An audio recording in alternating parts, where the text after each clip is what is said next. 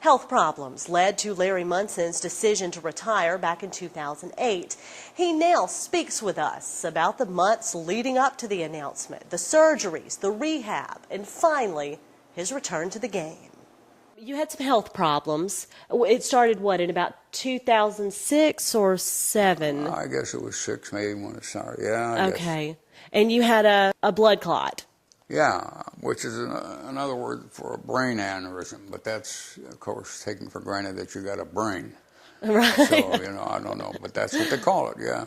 So you had to have surgery for that, and then you went through rehab. Yeah, I sure did. And you talked in the book about them strapping you to the bed. They tied me in the bed 3 different positions, and you could not go up and go to the bathroom without calling for permission for somebody to come and untie you.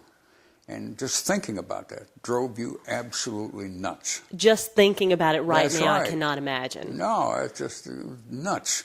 But that's what they did. That's what they did.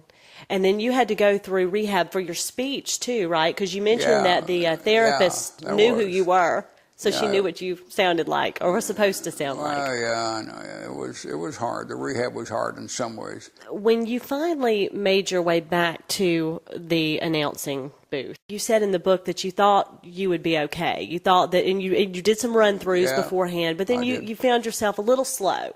Yeah, we taped a couple of things. We took some football film and ran it and looked at it and tried to broadcast off it, and there was no problems, I didn't think. But then when you get into it, you're not exactly the same. Right. And I'm glad now that we didn't take a game like, the Florida game or the Auburn game or something. I'm glad we didn't do that. But I didn't think it was going right. And I didn't feel that if I tried to climb a ladder with my voice and really let myself just go, I didn't really think I could do that. So I just walked away. And I thought that would just kill me to do that. But it was okay. I was ready to get out of there.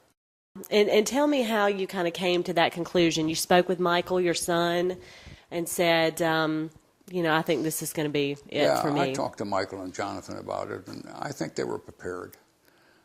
Michael was pretty well prepared for it. I just said, I'm not going to make it, so I'm just going to have to walk away. And I don't think Georgia fans were prepared for it. I've talked to some people lately at book signings, and they said, why didn't you just pick 1 or 2 big games a year and come back and just do a couple of games? And I never thought of it that way. Maybe I should have. That big TV screen you and I have right down there in the corner of that room, boy, does that ever look good on Saturdays. It really looks good. Well, I'm certain that if you decided you wanted to call a game, then all you'd have to do is make a phone call. What would have happened to me if it had worked what I tried to do? I bought a small piano and I put it right down in that alcove over there. And I figured, by gosh, I'm going to come around and I'm going to job in a couple of bars. And I may do it in downtown Athens and nowhere else. Because I've never played here or anything of the kind for anybody. Right. So that's what I'll do. I'll just pick that piano thing back up. Yep. Yeah, well, I bought a few books. And I bought those books in there. And I opened those books up and I looked at those notes. And, I'm not my sister.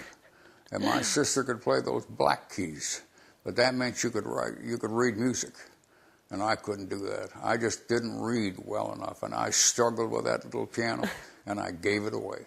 You didn't? I gave it away. And that hasn't been that long ago. That's no, it a hasn't year been ago. that long. No, less than that. That's less right. than that. Yeah.